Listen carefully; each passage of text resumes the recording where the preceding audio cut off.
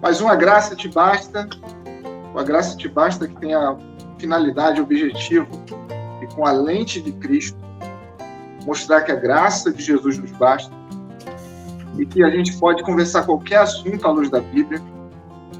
E nesse momento, nesta noite, nesta live, a gente vai conversar sobre não ficar em silêncio diante do mal. Não fique em silêncio diante do mal.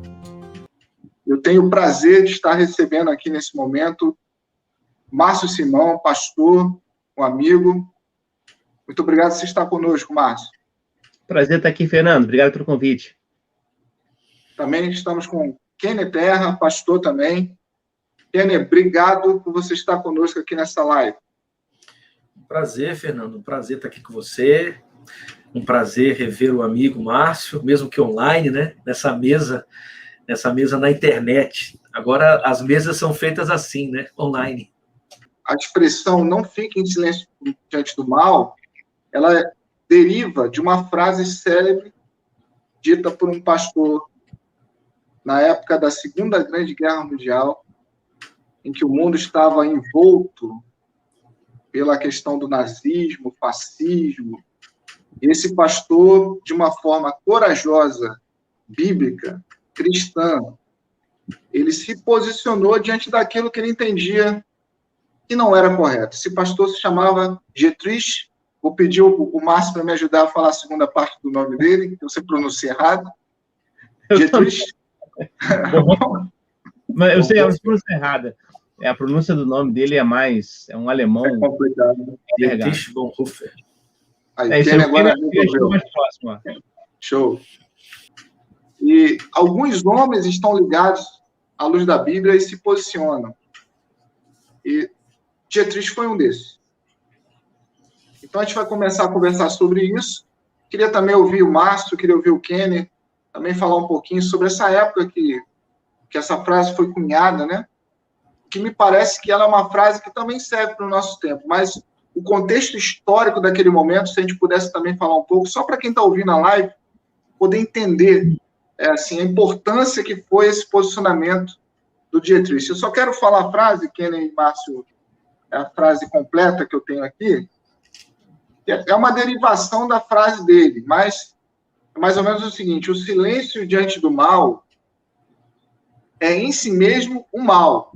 E diga-se de passagem, o Dietrich tinha noção do que era o mal naquele momento que ele está falando. Então a frase é: o silêncio diante do mal é em si mesmo o mal. E Deus não trará por inocentes, e não falar é falar, e não agir é agir. Por favor. Sim, acho que pensar em Dietrich Bonhoeffer, né, Kenner? É isso aí. E, claro, não levar em consideração o contexto no qual ele viveu, exerceu o seu ministério, não é possível. Afinal de contas, o que ele fala está diretamente ligado ao mundo que ele viveu. Né? O Bonhoeffer, ele cresce numa família, na verdade, da aristocracia alemã, e que se confessava cristão, mas não era praticante, mas o avô dele era um teólogo conhecido, né? É o Karl August von Hess. E ele então acaba sendo influenciado nesse sentido, né, pela família, e acaba tendo uma experiência com Cristo, e ao longo da sua vida, da sua juventude já, né, aos 14 anos, ele já se percebe alcançado por Cristo, e ele vai levando a sua vida, né, aprendendo teologia. Ele se forma, né, em teologia, no doutorado, aos 21 anos, e aí depois ele vai para os Estados Unidos, passa 10 meses lá nos Estados Unidos, mas algo o traz de volta à Alemanha, né? E aí a gente já está na década de 30, na qual já está acontecendo a ascensão do nazismo, né? Esse movimento de extrema-direita que vai ocupando os espaços da Alemanha.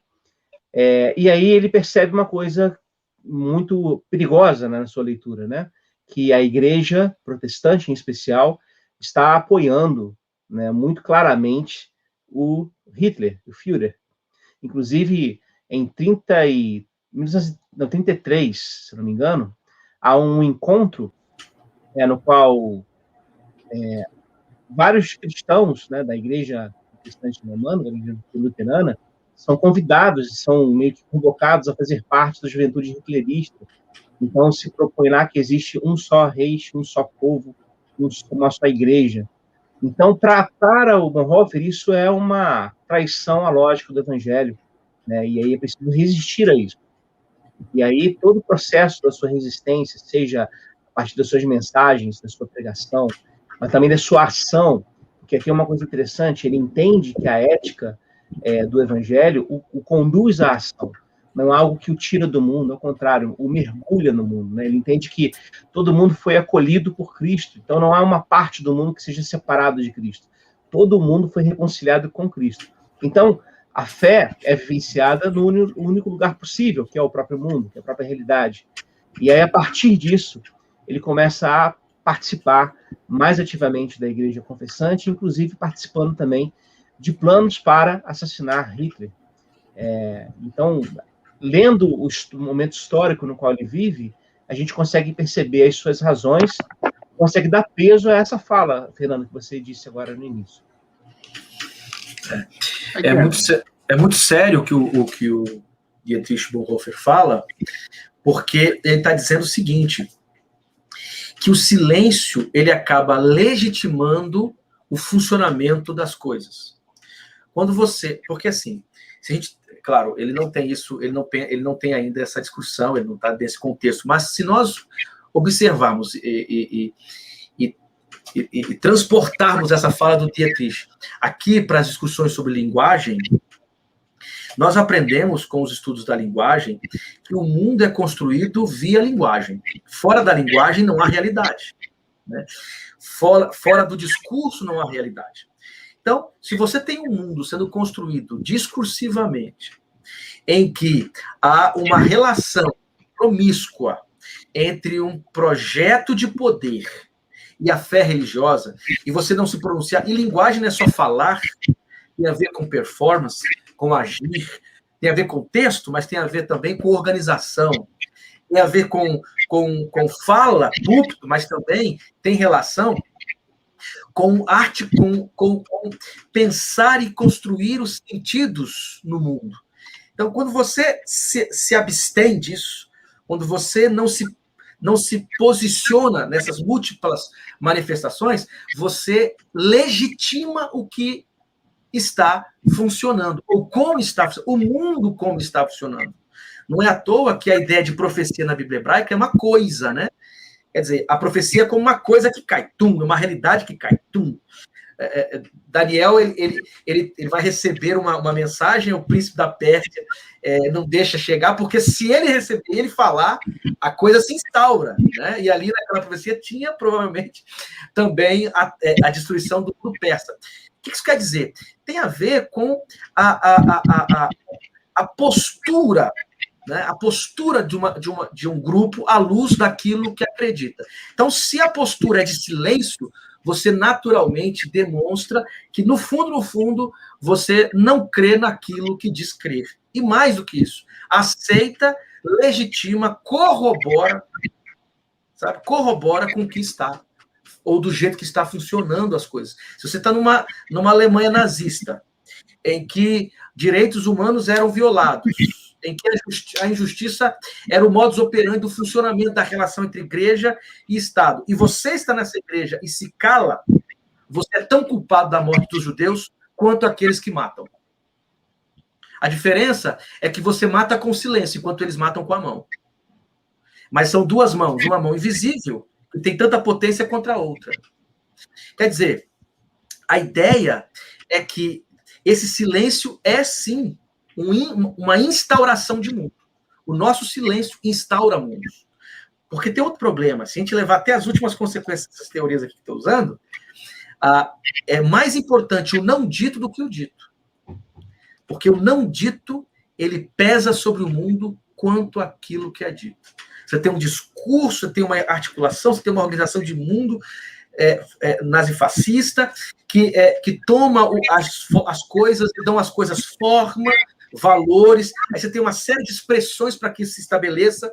Então, diante disso, se você não se manifesta, se você não se posiciona, se você não produz algum contradiscurso, você está naturalmente do lado, mesmo que você não queira. Você está naturalmente alimentando, mesmo que você não perceba. E é tão sério porque assim como Jesus, os profetas e Dietrich Bonhoeffer, por falar, por se posicionar, por se pronunciar, por se articular, por imaginar um outro mundo possível, tiveram aí o mesmo destino, né? É muito interessante, porque essa frase que ele cunhou naquela época, eu fico assim, quando eu escuto, isso me causa até a impressão que até para o inimigo, ele preferia aquele que falasse e agisse do que aquele que fique em silêncio. Porque quando a gente percebe alguém que não se posiciona, você, na verdade, tem um inimigo pior do que o outro que se posiciona. Porque você não sabe exatamente de que lado ele está. Né, Márcio? Me parece que tem esse lado também. O que o Kenner falou agora há pouco da profecia, né, essa perspectiva que o profeta tem de que, como diz Amós, falou o Senhor, quem não profetizará, essa necessidade de falar, e não apenas de falar, né, falar, a profecia é essa junção de uma crítica, uma denúncia e um anúncio. É o que o Bonhoeffer faz. Só que quando ele olha em volta na sua própria realidade de igreja, ele percebe que ele está sozinho, ou aparentemente sozinho nessa perspectiva, ou quase sozinho. Tanto que ele vai chegar a dizer o seguinte: a igreja protestante havia chegado à sua 1/10 hora, ela já tinha morrido, talvez a gente estivesse morta. Lutero também está morto. Né? E aí ele chega a essa conclusão de que não dá para esperar uma reação enérgica dessa igreja, porque ela, de alguma forma, na sua relação com o poder, ela já capitulou diante do poder, ela já se rendeu ao poder. Que é o que, na verdade, acontece historicamente com qualquer sistema religioso que se aproxima do poder e dessa relação estatal. Acaba se rendendo a ele em trocas de coisas. E a gente pode perceber isso na fala do Bonhoeffer, essa severa urgência em chamar a igreja, do seu próprio tempo, a um posicionamento, né, contra o que estava sendo feito. Porque calar em relação a isso, né, como Kennedy disse agora há pouco, é consentir com essa realidade. E mais, demonstrar uma estrutura, uma mentalidade de falta de misericórdia, falta de compaixão com o outro, né, falta de percepção da dor do outro. E os valores do Evangelho estão carregados dessa misericórdia, que vão desde o próprio Deus que se revela no Antigo Testamento até o próprio Jesus, que se compadece das pessoas que sofrem. Então, não fazer esse processo de compadecer-se dos outros que estão sofrendo é o primeiro passo, né, para o Bonhoeffer, para desistir do Evangelho, para fazer com que a fé morra. E aí, Ken, eu queria então que a gente pensasse também, já aproveitando até que o Márcio falou, que a Bíblia é inundada de citações e de princípios para que a gente possa trabalhar esse tema, que a frase do Dietrich é simplesmente o reflexo de alguém que estava entendendo a Bíblia. E aí eu queria que você falasse para a gente, Kenny, o que a Bíblia, de fato, então, apresenta para a gente em relação a falar ok, não falar, mas principalmente sobre o ficar omisso diante do mal. E, assim, trabalhar também a ideia do que é o mal segundo a Bíblia, e não segundo o que alguém acha que é. Né? Porque a gente está vivendo um tempo, por exemplo, né, Márcio, em que o mal necessariamente dito não é aquilo que Jesus disse para a gente que é. Eu queria que o Kenny trabalhasse esse tema com a gente aí, Márcio. Tu fica à vontade também para pontuar. Eu tenho certeza que esses 15 minutos, mais ou menos, que a gente conversou até agora aqui, já foram, assim, tremendamente importantes para que seja revisto por várias pessoas ao longo da semana, dos meses, porque o que nós estamos fazendo aqui, Kenny, Márcio, e tenho certeza que o Carlos gostaria de estar conversando aqui também, de certa maneira nós estamos falando que nós não ficamos em silêncio diante do mal. Nós estamos nos posicionando claramente que a gente acredita que muro não funciona para cristão. Ou está de um lado ou está do outro. Então, gostaria, Kenny, que tu servisse agora a gente aí do que a Bíblia diz. Primeiro, Deus tem lado. Deus tem lado. Se você der uma lida no Antigo Testamento, por exemplo, Deus, ele o tempo todo, o Javé do Antigo Testamento. Primeiro, a Bíblia diz muita coisa sobre diversos assuntos. Né? Não há uma univocidade na Bíblia. Né? você vai encontrar na Bíblia textos com perspectivas completamente diferentes sobre o mesmo assunto. Mas se nós tentarmos pensar uma espécie de unidade do texto bíblico, uma coisa que percebemos é que injustiça e o mal, na Bíblia hebraica, essas duas expressões estão assim, numa relação antagônica contínua. Né? O que é justiça e injustiça na Bíblia hebraica, por exemplo? Justiça tem a ver com uma organização do mundo, em que há terra para todos, comida para todos, planta-se, você planta e colhe, você tem o que comer, a terra, que é um bem, você der uma olhada na tradição sacerdotal, né, no Código da Aliança também, no Código da Santidade, nos códigos legais da Bíblia hebraica, especialmente o Código da Santidade, o valor da terra, a terra como lugar da vida, porque ali se planta, ali se colhe, ali a família sobrevive.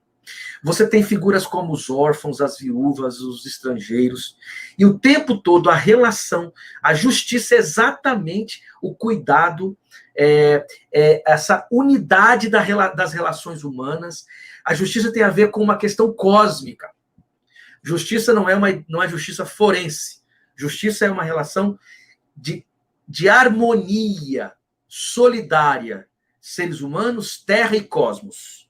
Por isso a chuva cai no tempo certo, o orvalho também. Então eu planto e colho e deixo depois para que outros comam também. Por isso que os pobres estarão sempre sendo cuidados. Quer dizer, quando a Bíblia diz que Deus é justo, é que ele está enfrentando um mal. Qual é esse mal?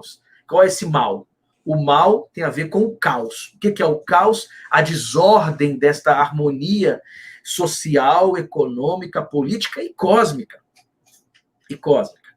Então, o que seria o mal? O mal seria exatamente essas relações, essa forma de funcionar do mundo contrária à maneira que Deus deseja que o mundo funcione.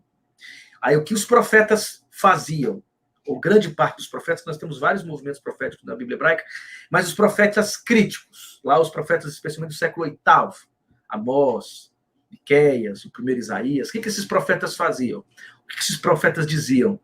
Diziam uma coisa muito simples: justiça quero.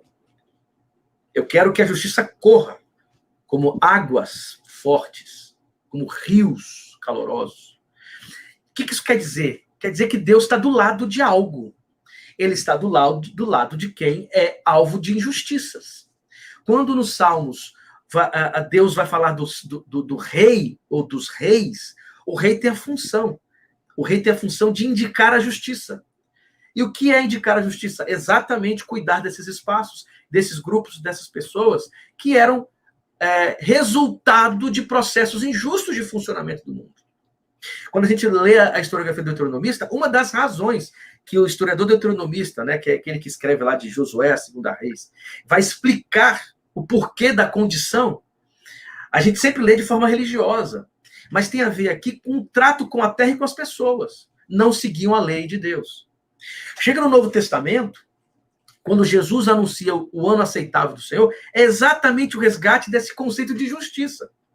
A gente fala da justiça de Deus, e a Elza Tames tem um livro muito bacana sobre Romanos, que ela vai explicar sobre a justiça de Deus, e não tem só essa relação forense de algo que é pago, mas sim tem a ver com um projeto divino em que as relações se tornam relações justas.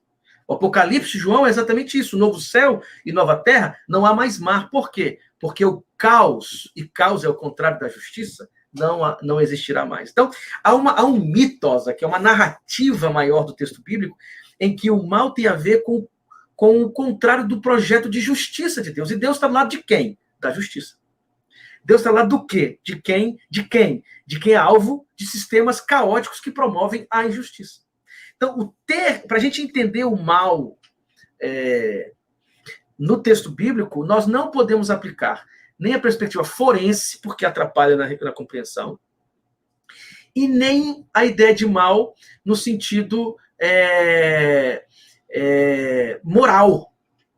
Né? Moral. Pelo contrário, não dá nem para inserir isso no texto bíblico, porque não dá conta o texto de responder esse tipo de perspectiva de maldade.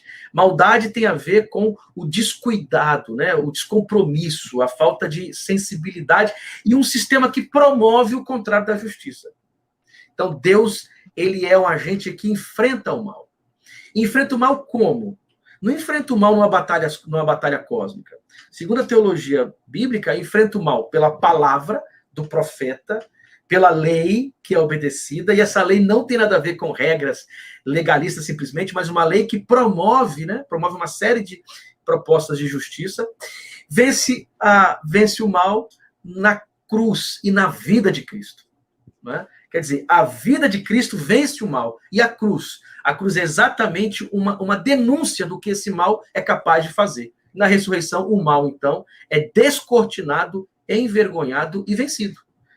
Então, veja, para a Bíblia, claro que aqui é uma narrativa muito, muito assim, né, tipo ideal, é uma meta narrativa, mas que tem sentido, me parece, é que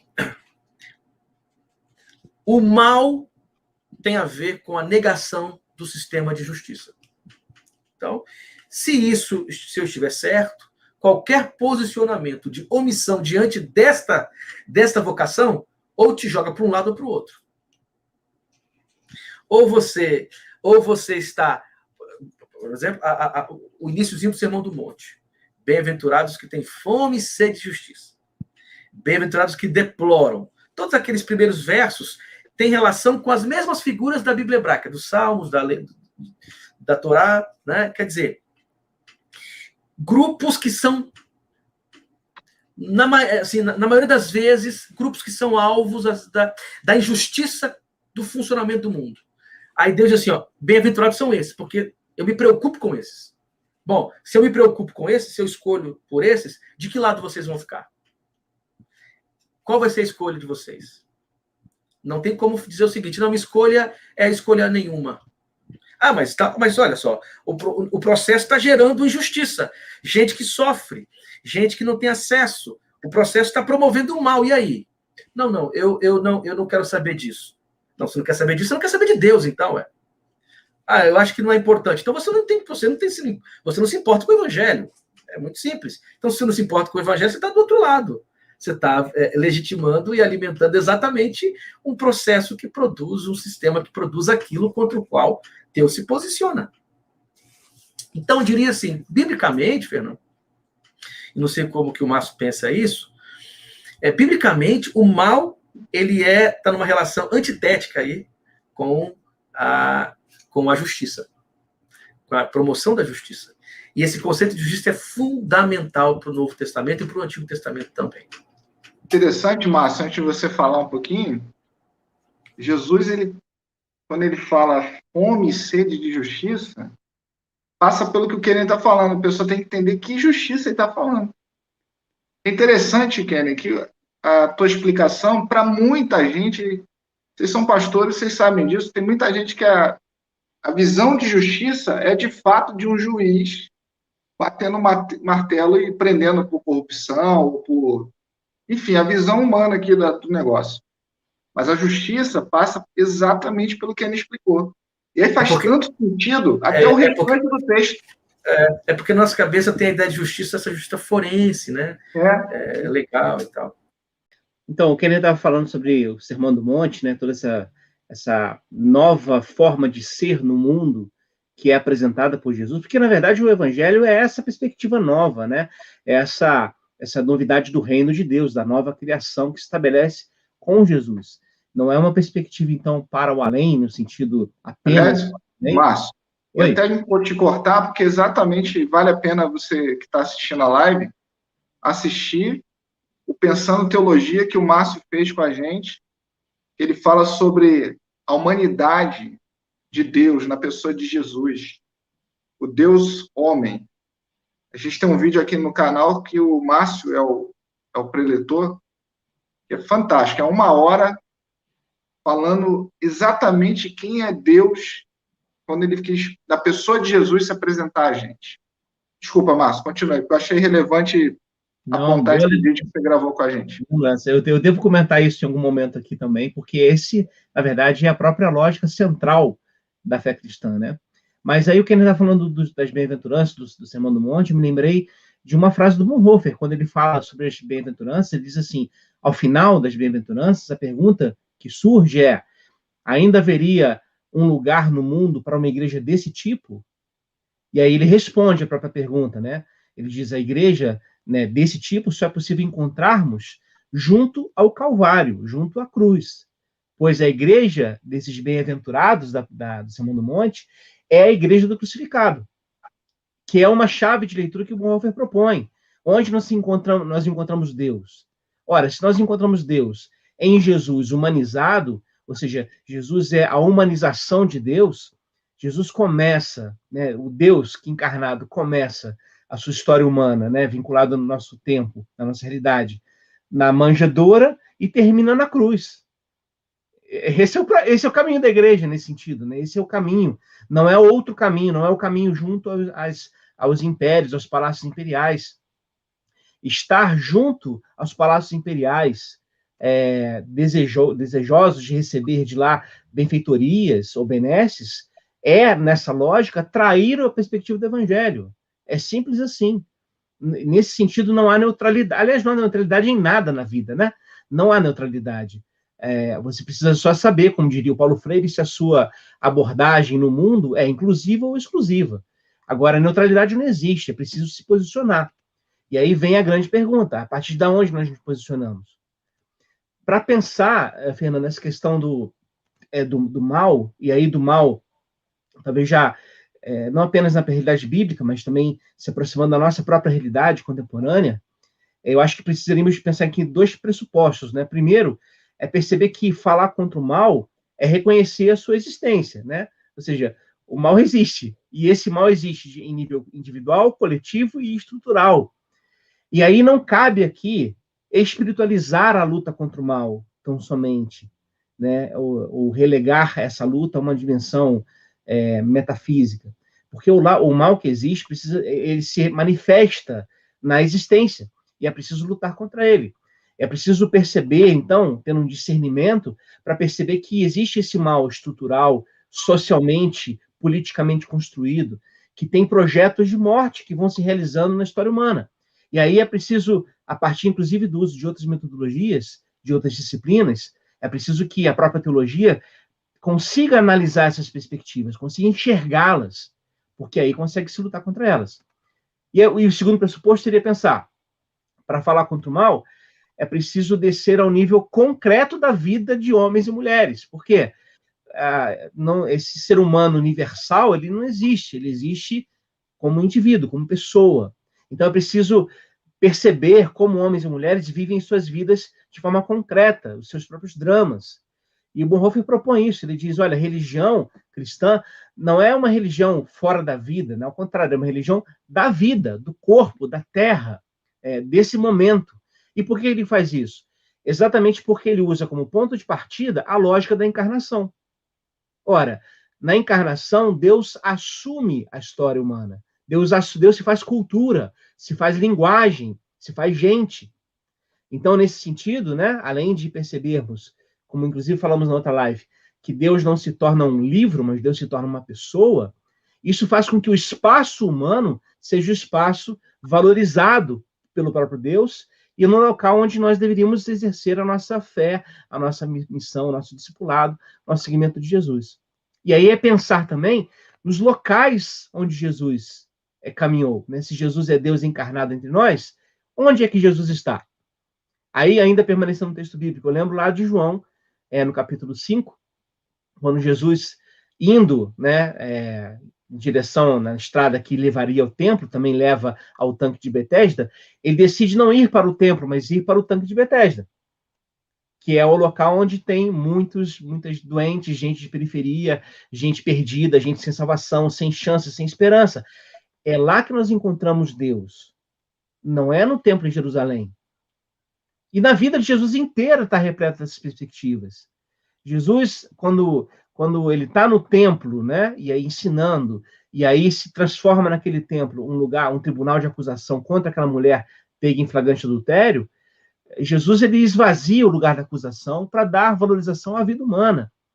Então, lutar contra o mal implica em estabelecer valores mesmo da nossa própria experiência de fé. E, nesse sentido, a vida humana é um valor absoluto.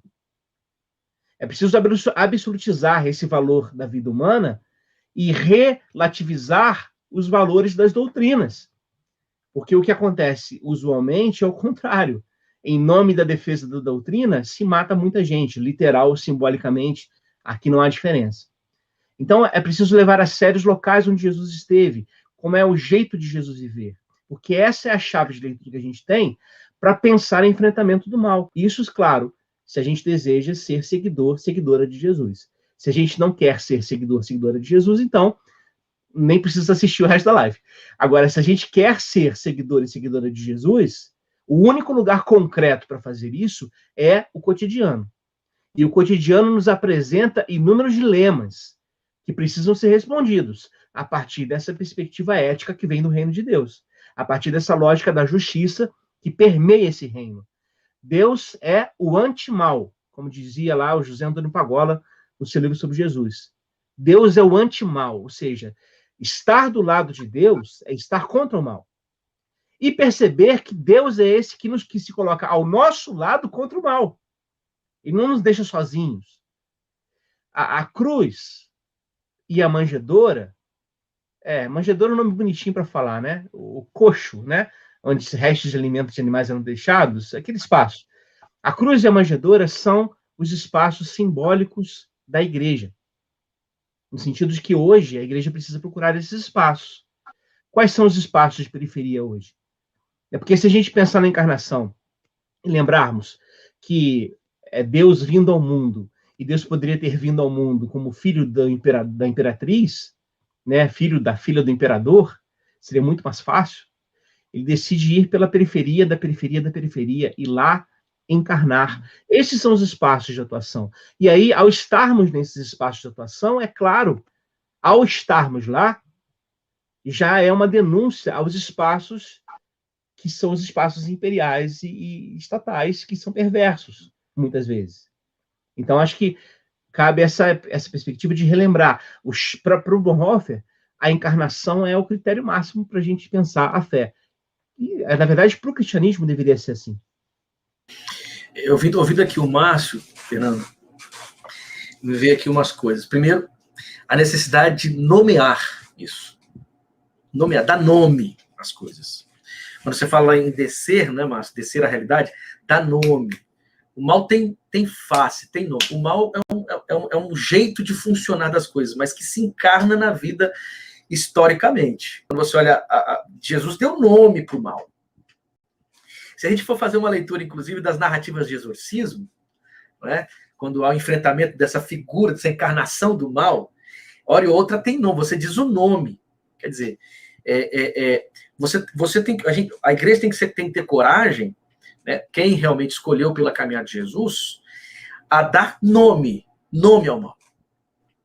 Porque se eu faço essa denúncia dando nome e na estrutura de funcionamento, no espírito do tempo, da maneira como se pensa o mundo, quer dizer, nos símbolos, nas metáforas que são usadas, na maneira como o mundo vai sendo gerido, vai sendo construído, eu estou deixando de ficar numa negociação perversa e hipócrita e agora eu me exponho realmente ao enfrentamento, cara a cara com esse tal do mal. Né? Então, tipo assim, naturalmente, se você faz uma denúncia como essa, não é possível ter conciliação e benefício com quem promove e alimenta isso. E digo, ó, é mais perigoso alguém que faz essa denúncia ou essa crítica ao mal de forma parcial, porque ele consegue negociar, do que aquele que está do lado exatamente do mal. Por que é mais perigoso? Porque ele pode se beneficiar também daqueles que supostamente já entenderam o mal em sua profundidade. Então é pior, porque é mais perverso. É mais arriscado. Então, Não tem jeito, é uma coisa que não dá. Se você desce a realidade, se posiciona, dá nome, e não é com ódio, não é essa coisa, discurso de ódio contra discurso de ódio, não é nada disso, não. É com a sensibilidade do amor mesmo, por amarmos profundamente a vida, por amarmos profundamente a justiça, que a justiça tem um quê de estética na justiça. Quando a gente entende isso, quando a gente dá nomes, quando a gente identifica, a gente também sabe saciar os resultados da justiça. Quando a gente, o que é vencer? Venci, somos mais do que vencedores. Somos mais vencedores quando a gente consegue, de alguma maneira, resistir e ter sucesso nessa promoção da justiça. Porque é uma beleza nisso. A ideia da reconciliação, né? A criação geme, aguardando a redenção. Por que ela geme? Porque é uma injustiça instaurada no funcionamento do mundo. Não é? Em todos os níveis. Então, a redenção, ela gera, o desejo da redenção gera gemidos, gera um desejo, que ao ser saciado tem uma beleza profunda, e nada mais belo do que a própria criação, né? Que deseja isso.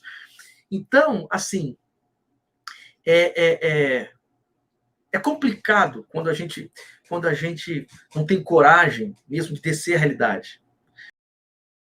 Mas poucos são os que se colocam numa condição igual a nossa aqui de tocar no assunto desse, por exemplo.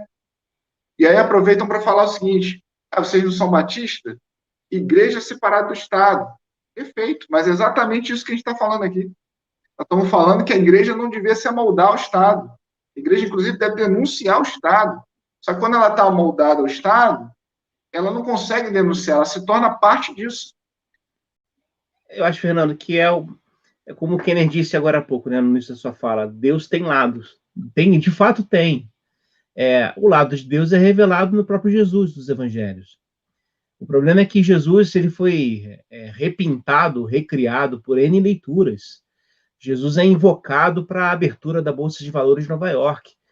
Entende? Então, qual é esse Jesus? É um Jesus neoliberal capitalista, servo do mercado. Enfim. Então, é preciso voltar aos evangelhos, nesse sentido, pensar de fato onde Jesus está, como a gente estava falando antes, né? O Bonhoeffer, ele tem um texto, na verdade, essa citação vem de um escritor italiano chamado Pietro Citati. Ele tem um artigo sobre o Bonhoeffer muito bom, chamado Bonhoeffer, A Guerra das Duas Cruzes. Você consegue encontrar na internet. E ele diz assim: Bonhoeffer nunca acreditou que existia um lugar onde o cristianismo poderia se refugiar, nem externamente, em alguma esfera ideal, nem interiormente na intimidade do coração. Então, né, nessa frase, o cristianismo não pode se refugiar naquela idealização da parousia, do céu, da realidade celeste, e nem pode se refugiar na intimidade do coração, naquela forma bem piedosa de se viver. Não, porque o cristianismo tem uma dimensão pública. Ele precisa ter. A fé cristã, ela tem uma dimensão pública. E aí vem uma questão importante vinculada a nosso trato com o próprio texto, né? Não com o texto, mas com essa palavra de Jesus que vem a nós. É difícil que a gente concretizar essa palavra, às vezes, na vida cotidiana. Eu lembro aqui de um exemplo. Jesus, lá no Evangelho de Lucas, ele vai na sinagoga, e aí ele lê o rolo do profeta Isaías, né? E a gente sabe que ele omite a parte da vingança, né? Ele diz: o Espírito de Deus está sobre mim, e um dia para evangelizar os pobres, a libertar os cativos. Ele omite a parte da vingança e diz: hoje essa palavra se cumpriu. Todo mundo está olhando para ele, o pessoal fica maravilhado. Esse cara aí não é o filho do carpinteiro, a gente conhece a família. E aí o que acontece? Ele disse: hoje essa palavra se cumpriu. Mas essa palavra nos ouvidos lá das pessoas que estavam lá na sinagoga, ela só se cumpre de fato quando Jesus exemplifica com a concretude da vida como essa palavra se cumpre. É o que Jesus vai dizer: olha, tinha muitas viúvas em Israel na época do profeta, mas elas não foram atendidas. Quem foi uma estrangeira.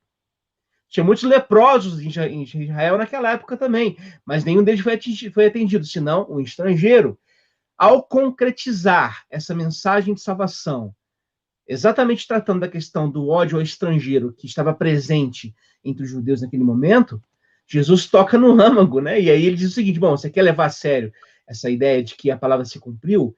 Então concretiza ela nessas ações práticas aqui, nesse encontro com outro real. E isso é o que pode fazer a diferença. Se a gente conseguir, de fato, levar a sério essa encarnação de Deus em Jesus, a própria palavra encarnada entre nós, percebermos os lugares que Jesus viveu, que Jesus escolheu estar, os lugares que ele não escolheu estar, porque há essa escolha por parte de Jesus.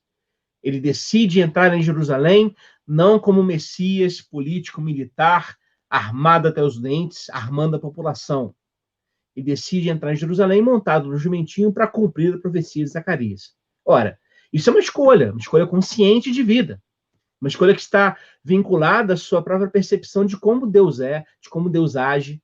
E aí a gente pode aprender com Jesus também como o próprio Deus é em relação a essa questão do enfrentamento do mal. Como a gente falou agora há pouco, Deus é aquele que se coloca ao lado do ser humano contra o mal. Então, quem se alia ao mal acaba, na verdade, perdendo, né, de vista essa possibilidade de estar do lado de Deus. As coisas são muito claras. No texto bíblico a gente tem figuras, né, ou termos, que são símbolos de pessoas reais que necessitam de ajuda. A viúva, o pobre, o órfão, o levita no Antigo Testamento, que também se concretiza no Novo Testamento.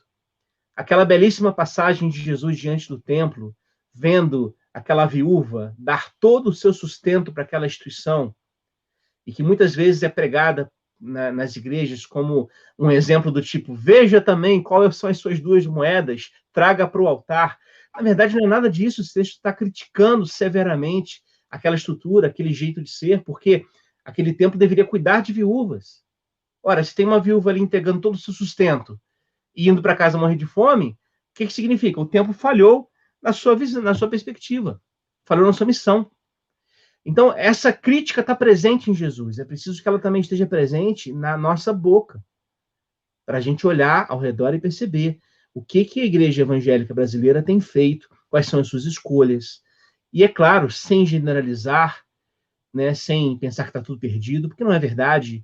Há muita gente séria e honesta e vinculada ao reino por aí. Mas, Kenny, eu quero te pedir, já te agradecer por você ter encontrado aí um espaço aí, depois de uma aula, depois de uma jornada de trabalho de ensino, está com a gente aqui na live. Gostaria que você desse as palavras finais e também falasse sobre o que você está fazendo, os livros que você está nesse momento trabalhando, falar um pouquinho aí também. Deixa eu começar pela segunda parte, né? Eu lancei há pouco, junto com um rapaz chamado Gutierrez Siqueira, uma obra que foi publicada pela Thomas Nelson, Autoridade Bíblica e Experiência no Espírito, que discute questões hermenêuticas, né?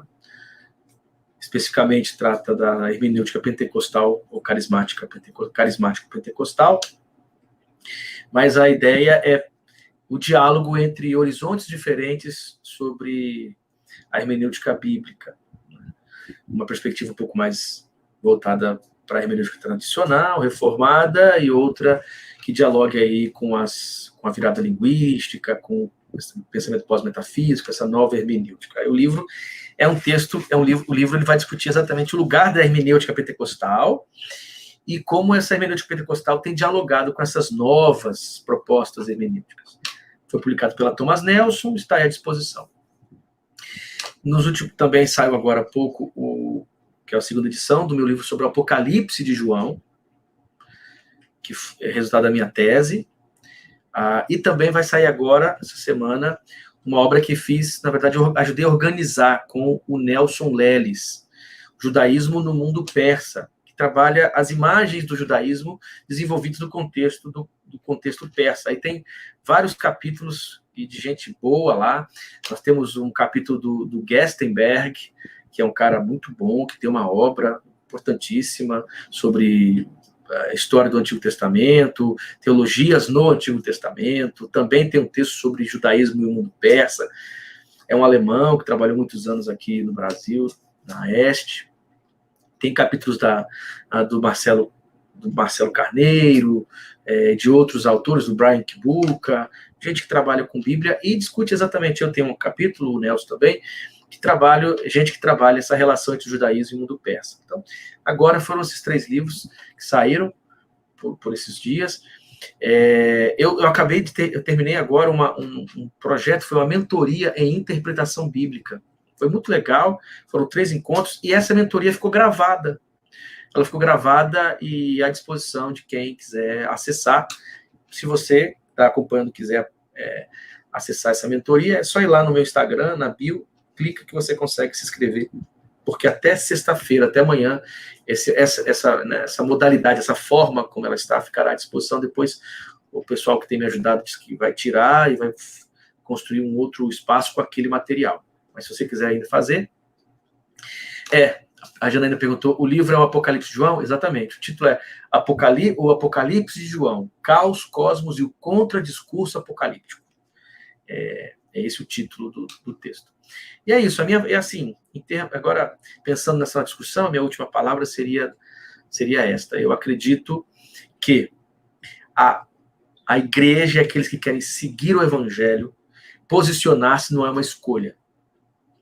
Quando você escolhe o evangelho, você naturalmente acolhe uma visão de mundo que vai promover atitudes, vai promover ações, vai promover pronunciamentos, vai envolver construção de metáforas, vai envolver a visão de mundo.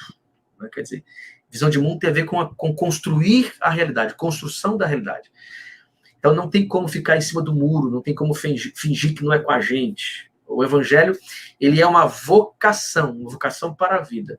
Então, não agir, não falar, não se pronunciar, se omitir, é escolher. É escolher. E é escolher pelo lado que para nós é o lado errado. Né? Então, que a gente tenha coragem de honrar o evangelho. E vamos honrar o evangelho não é com atitudes moralistas e com discursos fundamentalistas, como alguns pensam. Nós vamos honrar o evangelho nos posicionando do lado daqueles que Deus sempre esteve. Vamos honrar o evangelho nos posicionando do lado da justiça.